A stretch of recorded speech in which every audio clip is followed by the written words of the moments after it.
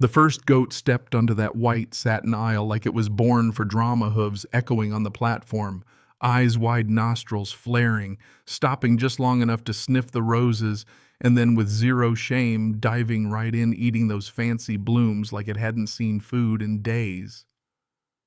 Guests screamed, the harpist's instrument hit the ground, and one bridesmaid even fainted right into the hedge. But there I was, boots up on my porch, sipping iced tea, with a grin so wide it almost hurt. I wasn't about to hide it. Oh, we'll get back to that glorious chaos, but let me back up a sec. Tell you how two women with matching perms and matching entitlement turned my quiet farm into a full-blown circus and called it a gift to love. It kicked off on a Thursday morning, so bright and clear you'd almost think nothing bad could happen. I was out fixing a fence, minding my own business, when I heard that sound gravel crunching under car tires coming my way. Not one, but two big SUVs rolled down my dirt driveway like they were in a parade, pink flags and ribbons flapping from the mirrors, dust clouds billowing behind. Before the engines even died, both front doors flew open, and out stepped Linda and Brenda twins. Though that felt more like a threat than a fun fact, early 40s, but dressed like teenagers at a rodeo, tight jeans, sequins, and enough perfume to make your nose run. "Hello, neighbor," Linda shouted, arms open wide like we were old friends. Brenda trailed close behind, clipboard clutched like a weapon, grinning as if she'd already bought the place. I wiped the sweat off my brow and leaned on the fence post. "You ladies lost," I said. Linda cackled. Brenda didn't crack a smile. "Oh, you're hilarious," Brenda said. "But no, sweetie, we're finally here. Took forever to find this dusty old road on GPS." Then she stepped closer. "We've picked your land." I blinked. Picked it for what? "Ashley's wedding," they explained. "Our best friend, our soul sister. She wants something rustic and magical in your farm. Well, it's perfect." They did a little Vanna White act, gesturing at my goats lazing in the sun, at my half-dug wheelbarrow, at the whole dusty, unremarkable place. Nothing here screamed wedding venue, and I told them so, but Linda just said, "No, honey, we're dead serious." Brenda flashed her clipboard. "Invites are already sent. 100 people. Ceremonies next Saturday. We'll need the place by then." I stared. "You're inviting 100 people to my land without asking?" Brenda, lips tight, says, "Technically, we're asking now." "No, you're telling me." Linda jumped in syrupy sweet. "We figured you'd be thrilled.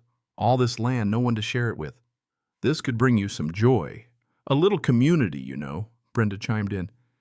"You don't have to do a thing. We handle it all. Just one day."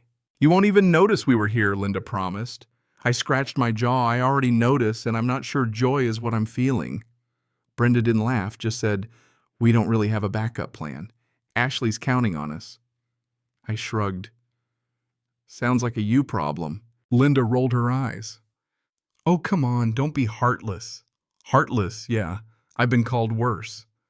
But her voice, that edge, made it clear I was standing in the way of their fantasy. "Let me think about it," I finally said. Brenda's smile said she thought she'd won. Perfect. And just like that, they got back in their cars, ribbons trailing in the wind, leaving nothing but tire tracks and the faint scent of Chanel in their wake. I stood there a while, half expecting they'd realize how nuts this was and call it off. Nope. Saturday morning came, and so did the vans. 5 of them, white-lettered with Pure Petals, Floral, Drape, and Dream Events, chairmasters like they were building a pop-up town. Tents went up a giant wooden arch, dragged across my field, a generator humming behind the barn. Not one person knocked. Not a soul asked.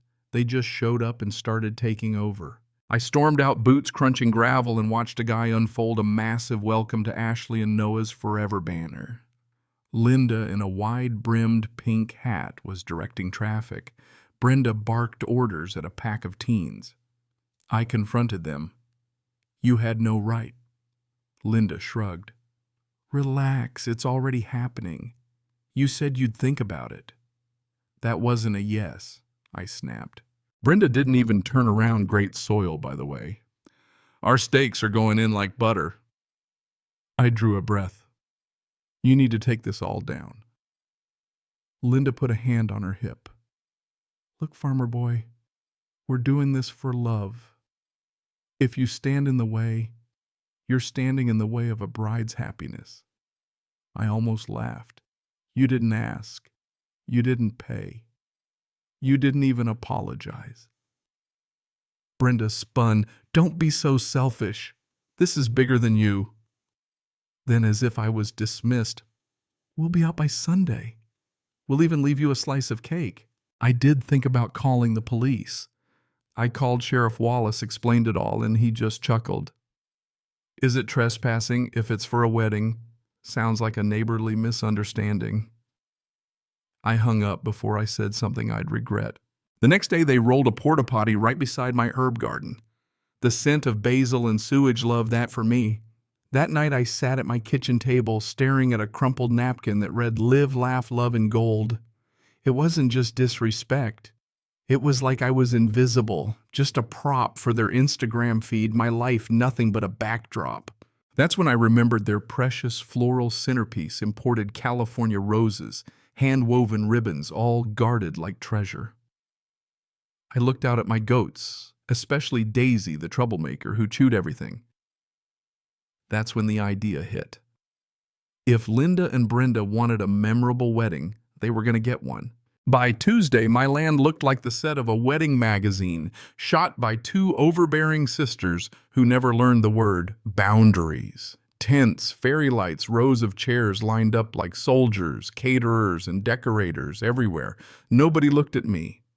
Not even Ashley, the bride, when she finally arrived. She was nice, young, nervous, thanked me for opening your home. I almost told her she was in the middle of a heist, but she seemed so unaware I let it go. The Karen's Linda, glittering in pink. Brenda in a cheetah print cardigan were everywhere, clipboards flashing. Everything's going perfectly, Linda breathed at me, except the florist's late and the vegan foods frozen, but otherwise smooth as butter. I just stared. Later, I found footprints in my flower beds, my compost bin moved, even Toby, my goat, with a ribbon tied around his neck. That night, while they were distracted with overpriced eucalyptus and rustic arches, I snuck into the barn and opened the inner paddock. My goats looked at me hungry and ready. By Thursday, the prized floral centerpiece arrived, a monstrous tower of roses, lilies, and greenery placed under a glass dome. Brenda hovered nearby, barking at the decorators not to touch it. "This is the altar's soul," she hissed. I stood nearby, grinning, knowing this was where it would hurt. Friday came. Guests started arriving, city folk wandering my fields in pastels, snapping photos, wondering if the place was on Airbnb. I kept to myself, feeding my goats apples and grain, making sure they were well motivated. That night at the rehearsal, Ashley thanked her guardian angels, Linda and Brenda. Not a word for me. When the party died down, I stayed up waiting. The breeze carried the scent of imported roses and fresh opportunity. Saturday morning, wedding day, chaos bloomed. Shouting broken glass, the DJ fighting the generator, Linda and Brenda barking orders, everything frantic. By noon, the guests arrived, a parade of luxury cars along my dirt road. Ashley looked miserable, dressed too tight, bouquet shaking in her hands. Brenda yelled, "No one touches the centerpiece." And just like that, it was showtime. I stood near the barn, hand on the gate. Daisy nudged the latch. I whispered, "Let's give 'em a show," and opened the gate. The goats stormed out, Daisy, Toby, Muffin, the whole gang, hooves flying, tails up, eyes locked on the buffet. In seconds, guests screamed, dresses stained, a goat knocked over the mimosa cart. Another chewed on the gift table. But Daisy headed straight for the centerpiece, shattered the glass, climbed onto the pedestal, and started devouring roses in front of 100 horrified people. Linda ran at her. Brenda tripped over her own shawl and landed in a puddle. Guests whipped out their phones. One goat pooped right on the stage. Through it all, I stood by the barn, arms crossed, watching my herd deliver poetic justice. Brenda soaked, shrieked, "Who left the gate open?" I raised my hand, calm as could be. That would be me. Linda's eyes went nuclear. "You did this?" I sipped my coffee. Positive vibes only, right? The look on her face worth every chewed tulip, every broken chair. Then the best part, the photographer's drone caught everything and some guests started streaming it live. It was already going viral. Linda's scream echoed across the valley. Brenda flailed in lemonade, her shawl stuck like a flag of defeat. The string quartet abandoned their posts. The cake got destroyed. Ashley's bouquet half-eaten. Toby sniffing her dress. Ashley finally snapped enough. She shouted, voice cutting through the chaos. She looked at Linda and Brenda, shaking but fierce. I never wanted this. I wanted something small with people I love on a beach. You made this all about yourselves. Linda sputtered. We did this for you. No, Ashley said you did this for you. Because you needed to feel important. Brenda tried to argue, but Ashley cut her off. We're done. This wedding is done. A gasp rippled through the crowd. Noah the groom finally appeared, looking totally lost. What happened? Ashley didn't answer, just walked out past the wreckage down the aisle, littered with goat prints and ruined flowers, not even caring. Her heels sank into the grass. Guests started leaving, some laughing, some shaking their heads, everyone texting and uploading. The story was already leaving my farm, traveling the internet where justice would loop on replay. A woman snapped a selfie with Daisy and told me, "You're a legend." I just shrugged. Just protecting what's mine. Brenda and Linda sped off in Alexis Face's red mascara, running not even looking back. By dusk, the land was trashed but quiet, the goats wandering, Daisy sporting bits of frosting, looking mighty pleased with herself. I patted her. Good girl. Later, as I sat on my porch scrolling my phone, the first video popped up, goats storming the altar, twin Karens screaming, guests scattering. The caption read, Twin Karens hijack farm for wedding farmer sends in the goats. 600,000 views already. By morning, millions. And you know what? For the first time in weeks, I felt at peace. They came here thinking they could take anything, use anyone that quiet folks like me would roll over. They were wrong.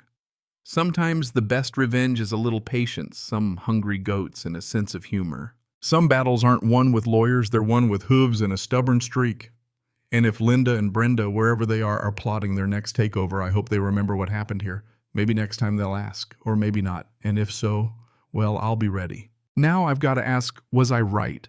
Was this justice or just country pettiness? Where's the line between defending your turf and going full goat mode? Let me know what you think. Maybe next time it'll be your story making the rounds.